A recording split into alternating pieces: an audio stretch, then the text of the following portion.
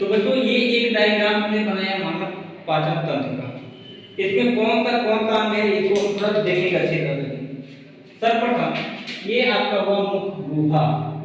मुख गुहा ये हो गया आपका भोजन नली। भोजन नली ये आपका हो गया अमाशय। अमाशय या पर एक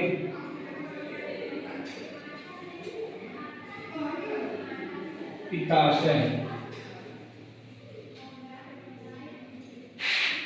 अग्न्याशय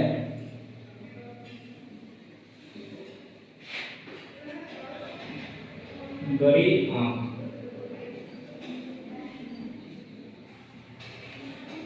छोटी आंख मलाशय।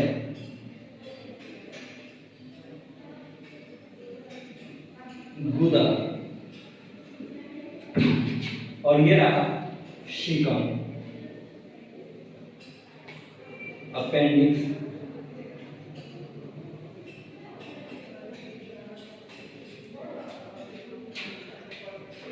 तो आज हम इस मानव पाचन तंत्र में बात करेंगे कि प्राणी खासकर मनुष्य किस प्रकार भोजन को लेता है और कैसे कैसे भोजन का विखंडन होता है हमारे बॉडी में और हमको एनर्जी मिलता है। क्वेश्चन पूछा जाए कि पाचन क्यों आवश्यक है, तो पाचन आवश्यक है एनर्जी के लिए। अगर पाचन नहीं हो तो मनुष्यों में एनर्जी नहीं हो पाएगी, तो मनुष्य कोई काम नहीं कर पाएगा। सबसे पहले हम बात करते हैं मुख गुहा की, क्योंकि मनुष्यों में मुख गुहा से ही पाचन की क्रिया शुरू होती है। सर्वप्रथम भोजन जो है वो भी मनुष्य उसको अपने हाथों से मुख में लिया। मुख में 3 प्रकार के ग्लैंड बैठे हुए हैं, ग्रंथि। पहले ग्रंथि का नाम है पैरोटिड। पैरोटिड ग्रंथि। सबलिंगुअल ग्रंथि। सबलिंगुअल और एक है सबमैंडिबुलर। ये 3 ग्रंथियां हैं मनुष्यों के मुख में। जीभ है, लेकिन जीभ को हम लोग संवेदी में पढ़ते हैं। दांत का इस्तेमाल होता है पाचन तंत्र में, दांत का इस्तेमाल होता है क्योंकि भोजन को टुकड़े टुकड़े करता है। हम लोग थोड़ा अब इस पे ध्यान देंगे। पैरोटिड ये सबसे बड़ी ग्रंथि है मुख गुहा में स्थित। सबसे बड़ी ग्रंथि अगर पूछे तो आप पैरोटिड ग्रंथि को ही बोलेंगे। सबलिंगुअल और सबमैंडिबुलर ये करता क्या है कि जब आप भोजन को मुख में लेते हैं तो दांत इसको काटता है, पिसता है, तो ये स्लेफ्म यानी सलाइवा, लार का निर्माण करते हैं। हमारे मुख में प्रतिदिन 1 से 1.5 लीटर तक लार का निर्माण होता है, और ये लार जो होता है हमारे भोजन के पाचन में बहुत महत्वपूर्ण है। ये भोजन को पीसने में काफी मदद करते हैं और उसको लेय की तरह बना देते हैं। अब जो मुख में जो लेय की तरह भोजन बना मुख में, इसको हम लोग बोलस के नाम से जानते हैं। भोजन के पीसने के बाद जो हमारे मुख में भोज्य पदार्थ बना उसको हम लोग अब बोलस के नाम से जानते हैं। अब ये बोलस धीरे से नीचे की ओर जब हम निकलते हैं तो ये इस रास्ते से अंदर आता है पेट की ओर। जो ये रास्ता होता है इसको भोजन नली कहते हैं। लगभग 25 सेंटीमीटर इसकी लंबाई होती है। अगर आपको क्वेश्चन पूछे क्लास 10 के बोर्ड में कि हमारे शरीर में जो पाचन तंत्र है आहार नाल की लंबाई कितनी होती है, तो बोलेंगे लगभग 9 मीटर, अप्रोक्सीमेटली 32 फीट के आसपास होते हैं, इतनी लंबी होती है। अब ये जो भोजन है ये इसको नीचे की ओर आया, किस रास्ते से? भोजन नली के रास्ते से। भोजन नली जो होता है बच्चों, वहां कोई पाचन नहीं होता है। आप सांप को देखेंगे कि सांप करता क्या है, किसी भी मीठा को खाता है, चूहा को खाता है, तो उसको जब आगे गर्दन से नीचे करना है तो मुंह को सिकुड़ाएगा तो पेट की ओर खुलेगा, तो वो अंदर की ओर जाएगा। जैसे पेस्ट आप निकालते हैं तो करते क्या है, नीचे से पीछे से अगर जोर लगाते हैं, प्रेस करते हैं तो आगे खुलता है और आगे जाता है, फिर पीछे पचक जाता है। तो ये फूलना और पचकना का जो गति है इसको हम लोग बोलते हैं क्रमकुंचन गति, क्रमानुकुंचन, क्रमानुकुंचन। इस गति से भोजन नली से होते हुए अमाशय में आएगा। पढ़ने में थोड़ा भी दिमाग हल्का सा लगाना है, ज्यादा नहीं। अब देखिए ना, जैसे कि एक बड़ा सा एक राजा था, तो वो जो राजा था तो उसने बहुत सारे टीचर को हायर किया कि उनके बेटे को कोई पढ़ा दे, बेटे को पढ़ा दे। अब जितने भी टीचर आए वो दोनों बच्चा उस टीचर को तंग करके वहां से भगा दे। बहुत कोशिश किया, 50-60 हजार और टीचर आए चले गए। अब एक टीचर था, उसने किया कहा कि मैं दोनों को पढ़ा दूंगा। राजा ने कहा कि बड़ी अच्छी बात है सर, आप पढ़ाइए। तो पहला दिन आए तो टीचर ने उन दोनों को देखा, तो उसने देखा दोनों बच्चे की पढ़ना ही नहीं चाहते, तो उसने दोनों को कहा कि ठीक है, इसको खेल के बाद में पढ़ाना होगा। तो टीचर क्या करे, दोनों को ले जाए आम के बगीचा में और बोले कि वो देखो उसमें कितने आम हैं। तो बड़ा भाई बोला कि सर उसमें 12 आम है। तो वेरी गुड, बहुत अच्छा। अब बताओ कि एक हाथ में पत्थर देके कि इसको मारा, उसमें से 3 आम टूट गए। तब बोले कि आप बताओ कि अब कितना आम टूटा। तो बोला सर 3। पहले कितना था? तो सर 12। Very good. अब बचे कितना?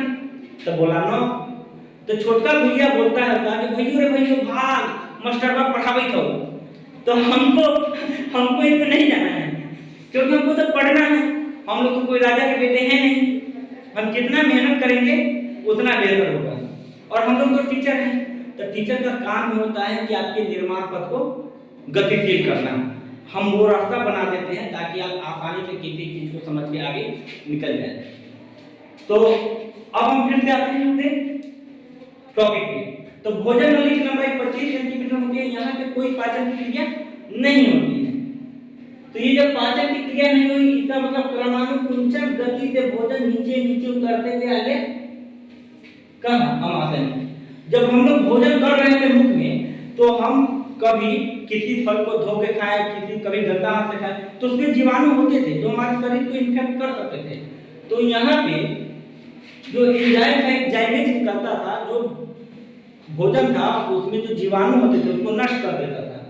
अब वो भोजन क्रमानुकुंचन गति करते हुए भोजन नली से आगे अमाशय में। अमाशय को हम 3 भाग में बांटते हैं। पहले वाले भाग को बोलते हैं कार्डियक,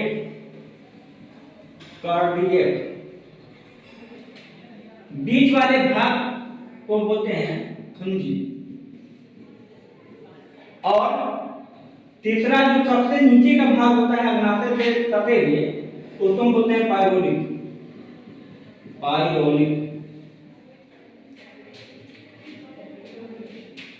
अब यहाँ देखिएगा, ये जो पाइरोलिक वाला भाग है, यहीं पे हमारे बॉडी में स्राव होता है एक नया जूस का, जिसका नाम है गैस्ट्रिक जूस, जठर रस, जो भोज्य पदार्थ हैं उनको पचाने में मदद करता है।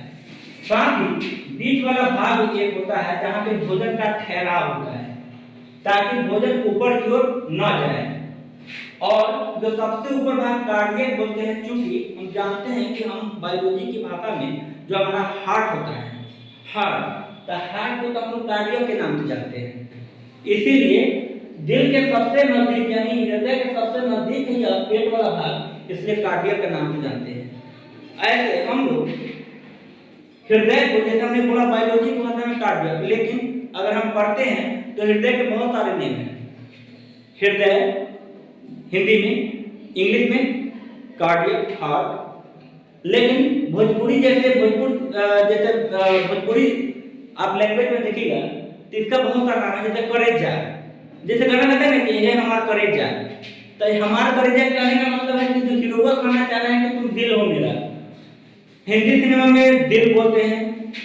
तो इस तरह अनेक नाम हैं। अब आगे चलते हैं टॉपिक से, फिर टॉपिक पे आते हैं। अब जो भोजन है यहाँ पे पच रहा है और यहाँ पे HCl कार्डियक के पास HCl हाइड्रोक्लोरिक एसिड जो अम्लीय है उनका भी स्राव हो रहा है। ये जो भोजन जो हम लोग किए हैं यहाँ पे कुछ जीवाणु मरे नहीं थे, जो जीवाणु मरे नहीं थे उसको ये HCl उसको मारेगा, आएगा देखने तो पहलवानी करना शुरू कर देगा कि तुम मजबूत यहाँ मजबूत, और ये HCl जो भाई साहब है ये उनको उठा कर पटकेगा, क्या तुम बाहर निकल, तुम्हारा यहाँ कोई जगह नहीं है। अब जो भी आया जीवाणु उसको HCl मार के हटा रहा है। अब यहाँ पे भोजन का पाचन शुरू हो गया, भोजन धीरे धीरे पचने लगा, पचते पचते आगे की ओर ये मूव करेगा। आप देखेंगे कभी कभी आप खाना खा लेते हैं तो डकार जो होता है खट्टा आता है, तो खट्टा आने के पीछे यही रीजन है कि ऊपर में HCl बैठल है, HCl के साथ ऊपर में जो थोड़ा खाली स्थान में गैस होता नहीं, करा पेट में गैस हो गया है, तो गैस ऑलरेडी यहाँ पे बना हुआ है और HCl अम्लीय होता है, इसलिए आपका टेका पीछे है खट्टा आएगा। तो आप देखते हैं कि जब ज्यादा खा लेते हैं, जब ज्यादा ये सब होने लगता है, गैस बनने लगता है, और जो गैस्ट्रिक का प्रॉब्लम हो रहा है इसके लिए हम क्या करते हैं, आप लोग पढ़े होंगे केमिस्ट्री में MgOH2 twice milk of magnesia, milk of magnesia इसका आप सेवन करते हैं, जैसे आप स्प्राइट पी लेते हैं, चाहे वो ये आता है तो वही बात करते हैं इनो को आप क्या करते हैं, मिल्क ऑफ मैग्नीशिया दूरिया उसको आप पी लेते हैं, आपका गैस्ट्रिक से बहुत जो गैस है उससे राहत मिल जाता है। तो ये भाग हुआ पूरा आपका अमाशय में, अमाशय का। यहाँ अमाशय में दो प्रकार के हार्मोन स्रावित होंगे, एंजाइम, दो प्रकार के एंजाइम स्रावित होंगे, जिसमें एक रेनिन है। रेनिन हमेशा बनने वाला एंजाइम नहीं है, रेनिन जो बच्चों ये कुछ समय तक ही बनने वाला एंजाइम है जो खासकर बच्चों में बनता है। जब बच्चा माँ का दूध पीता है या गाय का दूध जब बचपन में पीता है तो पीता है, अब कहीं उल्टी कर दिया गलती से तो वो दूध नहीं निकलता है, अब मट्ठा निकलेगा। लेकिन हम लोग दूध पिएंगे, आप वोमिटिंग होगा तो दूध बाहर आ जाएगा। क्यों? क्योंकि हमारे शरीर में एक समय के बाद रेनिन का बनना बंद हो जाता है। आपसे क्वेश्चन पूछेगा कि रेनिन का निर्माण मनुष्य पाचन तंत्र के किस भाग में होता है, तो आप आंसर लगा दीजिएगा अग्नाशय, सॉरी अमाशय, अमाशय में पेट में होता है। भोजन का पाचन जब मुख बंद होता है तो कौन काम है जिसमें भोजन का पाचन नहीं होता है, तो लिखिएगा भोजन नली में। तो बच्चों आज हम केवल पेट तक ही जो हमारा अमाशय है इस तक ही पढ़ेंगे। अब जो वीडियो आएगा उसमें अग्नाशय, छोटी आंत, बड़ी आंत, लीवर, पित्ताशय, अपेंडिक्स, सीकम, गुदा, मलाशय, इसका काम क्या है, इनकी उपस्थिति क्यों है, इसके बारे में विशेष रूप से अध्ययन करेंगे। धन्यवाद।